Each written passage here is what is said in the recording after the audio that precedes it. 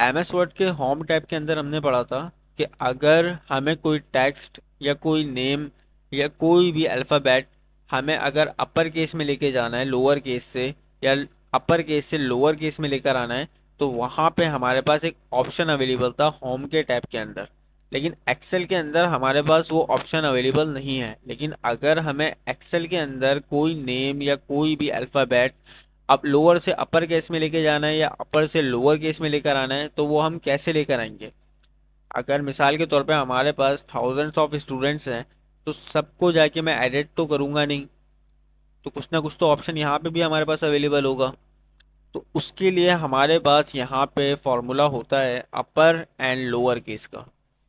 मिसाल के तौर पे यहाँ पे मैंने कुछ नेम्स लिखे हैं और ये सब लोअर केस में है। अगर मुझे इन सबको अपर केस में लेकर आना है, तो मैं यहाँ पे सबको एक एक बार एडिट तो करूंगा नहीं। तो मैं यहाँ आता हूँ, यहाँ पे आके इज इक्वल टू लिखता हूँ, अपर टाइप करता हूँ और ब्रैकेट ओपन करता हूँ। देन उसके बाद मैं इस वाले सेल को सिलेक्ट कर लेता हूँ जिसको मुझे अपर केस में लेकर आना है। देन ब्रैकेट क्लोज करता हूँ और इंटर प्रेस करता हूँ। तो यहाँ देखें, इसने मेरे नेम को अपर केस के अंदर कन्वर्ट कर दिया। अब मैं यहीं से इसको ड्रैग डाउन कर देता हूँ नीचे तक, और यहाँ से इसने मेरे सारे नेम्स को क्या करा, अपर केस के अंदर कन्वर्ट कर दिया। सही। लेकिन अब मुझे यही नेम मुझे लोअर केस में चाहिए, तो मैं क्या करूँगा, यहाँ आऊँगा, इज इक्वल टू लिखता हूँ, यहाँ लिखता हूँ लोअर, और यहाँ पे ब्रैकेट ओपन करता हूँ और इस वाले सेल को ही मैं यहाँ से सिलेक्ट कर लेता हूँ, और यहाँ से ब्रैकेट क्लोज करके जैसे ही इंटर प्रेस करता हूँ, तो इसने मुझे वो नेम जो है वो लोअर केस में कन्वर्ट करके दे दिया। इसी तरीके से मैं इसको ड्रैग डाउन करता हूँ नीचे तक, तो यहाँ से इसने मुझे सारे नेम्स को दोबारा से लोअर केस के अंदर कन्वर्ट करके दे दिया। ये कौन सा है, अपर केस है, ये कौन सा है, लोअर केस है। इसके बाद मेरे पास आता है प्रॉपर। हमारे नेम का फर्स्ट अल्फ़ाबेट अगर छोटा है तो हम कैपिटल कर लिया करते थे। तो प्रॉपर यहाँ पे वही काम करता है कि हमारे सेंटेंस का या हमारे वर्ड का पहला लेटर जो होगा उसको वो कैपिटल कर देगा। तो यहाँ पे मैं आता हूँ और यहाँ पे मैं लिखता हूँ is equal to proper, bracket open करता हूँ। देन यहाँ पे मैं इस अहमद को सिलेक्ट कर लेता हूँ और इसको मैं ब्रैकेट क्लोज करता हूँ, और जैसे ही मैं इंटर प्रेस करता हूँ तो इसने अहमद का पहला लेटर जो है कैपिटल कर दिया। देन मैं यहाँ आता हूँ, इसको ड्रैग डाउन करता हूँ, और यहाँ से इसने मेरे सारे नेम्स का पहला लेटर जो है वो कैपिटल कर दिया।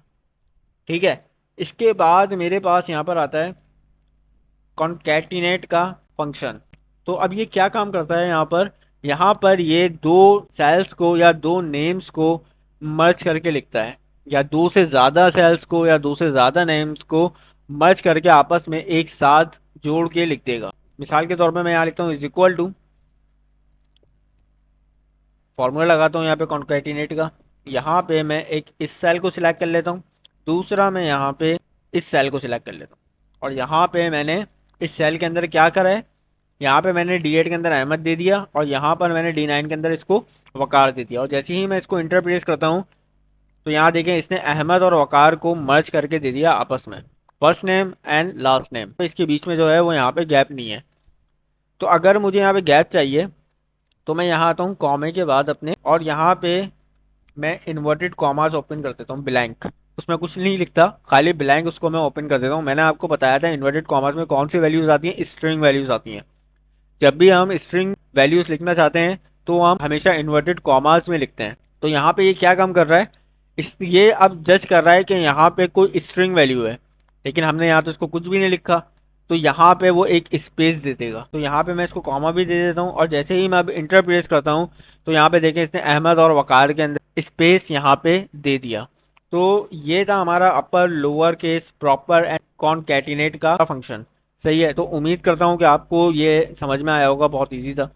अगर कोई क्वेश्चन हो तो मुझसे आप कमेंट के अंदर पूछ सकते हैं। शुक्रिया।